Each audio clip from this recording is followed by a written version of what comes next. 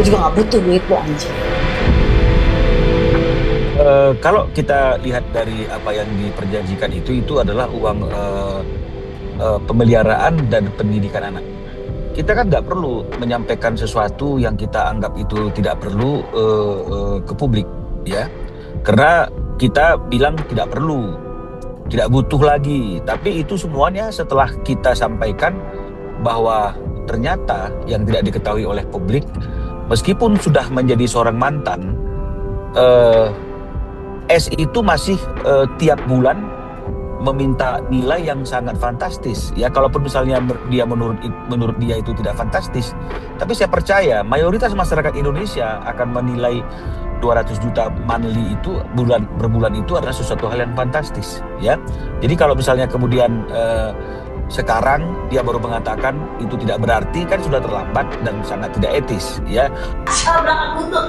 Gue juga nggak butuh duit lo anjing. Gak usah mengharapkan laki-laki, gak usah, bisa beli sendiri. Enggak lah, ngapain harapin laki-laki apalagi Chong. Apalagi di tengah-tengah kondisi banyak masyarakat kita yang sangat prihatin saat ini, ya. Tapi kemudian kita dengan sombongnya menafiskan, mengecilkan arti uang 200 juta per bulan, ya.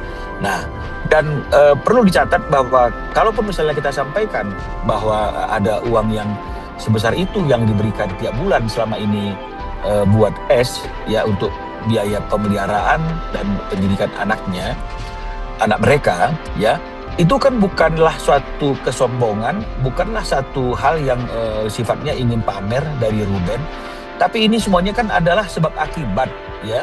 Ketika mereka mencoba memframing bagaimana ada satu situasi dan kondisi yang saat ini sedang dialami oleh Ruben, ya, dari mulai ada masalah debt collector itu. Nah, sebenarnya kan tidak perlu juga artinya itu kita meng-up masalah debt collector itu, karena masalahnya sudah selesai dan masalah itu bukanlah masalah besar yang juga bisa diselesaikan tanpa harus dipublikasikan. Tapi mereka kan preskon, ya, kalau nggak salah, ya, ke publik terkait dengan masalah mereka didatangi oleh debt collector. Jadi ini situasi-situasi dan kondisi-kondisi yang saya katakan tadi itu sebenarnya tidak perlu sampai ke publik karena perceraiannya sudah berjalan dengan baik, dan selain itu hal-hal yang berkaitan dengan masalah konsekuensi daripada perceraian itu sudah diatur dalam perjanjian, dalam akta yang dibuat oleh notaris, ya. Apa aja yang diatur di situ mengenai masalah hak asuh, ya, anaknya ada di mana, siapa yang mengasuh, dan bagaimana tentang pengaturan waktu bertemunya, ya. Dan di situ dikatakan ada 2-3 hari dalam 1 minggu berkumpul dengan Ruben sebagai ayahnya, juga termasuk biaya pemeliharaan dan pendidikan anak. Jadi sebenarnya juga termasuk mengenai masalah kewajiban-kewajiban. Nah, jadi artinya kalau misalnya pun ada masalah-masalah yang masih kita anggap itu di luar hal itu, tapi orang masih mengkait-kaitkan hubungan yang pernah ada di antara Ruben dengan S karena pernah menjadi suami istri, itu juga suatu masalah yang sebenarnya bisa diselesaikan secara internal. Jadi tidak ada satu hal masalah pun yang sebenarnya ini menjadi suatu masalah yang besar kalau tidak dimulai dengan ngomong speak up ke masyarakat, ke publik, sindiran-sindiran pakai banyak cara. Nah, jadi ini yang akhirnya mau tidak mau Ruben ingin menyampaikan bahwa dia tidak dalam kondisi seperti pada waktu itu seperti apa yang mereka sampaikan, sehingga akhirnya muncullah biaya-biaya yang 200 juta itu. Nah, tapi sekarang dia mengatakan itu bukan masalah yang bukan masalah besar, itu gampang. Nah, ini kan nggak tepat juga seperti itu, ya. Apalagi kemudian dengan kata-kata bisa membedakan mana laki-laki mana cong, ini juga sebenarnya sangat tidak beretika. Nah, jadi kita bisa lihat kan, masyarakat bisa melihat bagaimana seorang anak di bawah umur dididik, diasuh, dibesarkan oleh orang tua yang tidak memiliki attitude yang seperti dia pertunjukkan akhir-akhir ini, ya. Jadi patut diduga, ya, kalaupun misalnya ada satu statement tidak menghalang-halangi, ya kita tidak mengatakan dia menghalang-halangi, tapi kita mengatakan kita sulit untuk bertemu Ruben bertemu anaknya, kan sudah bisa dibayangkan nih, ya, apa yang terjadi. Nah, lalu yang mengajukan gugatan perceraian pada waktu itu juga adalah Ruben, ya. Nah, artinya begini, masyarakat bisa melihatlah kalau sudah jadi mantan aja, bagaimana pressure-nya, bagaimana tekanannya, bagaimana kebutuhannya sedemikian besar harus dipenuhi, ya. Bulanannya berapa besar walaupun sudah jadi mantan, ya, belum lagi kartu kredit, belum lagi kredit di bank, kan begitu ya, yang sama-sama mereka mengetahui. Jadi jangan juga dikatakan bahwa tidak paham tentang ada kredit di bank itu yang diagunkan ke BCA itu, karena di dalam Akta 39 juga dikatakan bahwa itu akan menjadi tanggung jawab bersama para pihak untuk menyelesaikannya sampai lunas. Jadi bukan hanya tanggung jawab Ruben.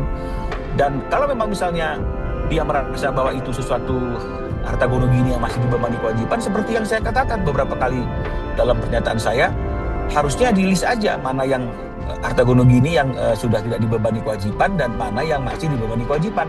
Dibagi aja dulu sehingga masing-masing pihak sudah menguasai, sudah mendapatkan manfaat dari harta gono gini yang sudah tidak dibebani kewajiban. Jadi bisa misalnya dijual, mau diapain, artinya masing-masing sudah menikmati. Nah, sekarang tinggal bagaimana menyelesaikan objek yang masih dibebani kewajiban. Jadi sebenarnya simpel saja. Nah, sekarang kalau misalnya mereka memintanya itu adalah bagian mereka, lalu kemudian sekarang itu dipersoalkan dan kemudian mengecil-ngecilkan uang yang diberikan oleh Ruben, ini kan juga nggak patut, ya. Karena ada juga capturean yang kami sudah pertunjukkan adanya suatu komunikasi ketika Ruben hanya memberikan 75 juta buat biaya pendidikan anak-anak. Ada pernyataan kok cuma 75 juta. Akhirnya ditambah lagi 45 juta. Kalau memang misalnya dia tidak mengharapkan sesuatu dari Ruben, sebagai orang tua dia juga memiliki tanggung jawab untuk membesarkan dan menafkahi anaknya. Harusnya berapapun yang diberikan oleh Ruben, ya nggak ada masalah. Karena toh tanggung jawab kepada anak itu sebenarnya pada hakikatnya kan ada tanggung jawab bersama sebagai orang tua. Karena tidak ada mantan ibu, tidak ada mantan ayah. Jadi tanggung jawab bersama tidak sepenuhnya menjadi beban Ruben. Nah, kalau hari ini misalnya kemudian Ruben masih menunda karena sesuatu dan lain hal, belum memberikan lagi biaya-biaya yang seharusnya diberikan, ya karena memang beberapa hal yang kondisi yang memang perlu dijelaskan tentang penggunaan uang itu. Karena di dalam akta juga dikatakan bahwa dengan perincian disampaikan terlebih dahulu, didiskusikan terlebih dahulu, bukan artinya meminta berapa butuhnya tiap bulan diminta, bukan seperti itu. Nah, jadi janganlah artinya kemudian kita mengecilkan apa yang sudah diberikan oleh mantan pasangan kita, ya, ayah dari anak-anak kita, karena itu sesuatu yang tidak patut, ya, tidak pantas lah artinya itu disampaikan ke publik, ya.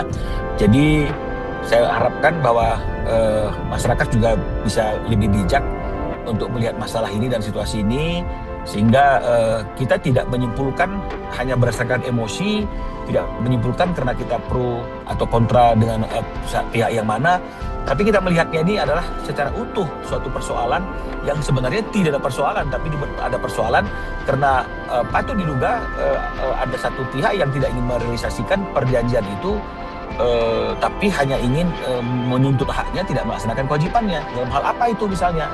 Dalam hal untuk memberikan waktu kepada Ruben berkumpul dengan anaknya 2-3 hari dalam 1 minggu. Saya kira seperti itu.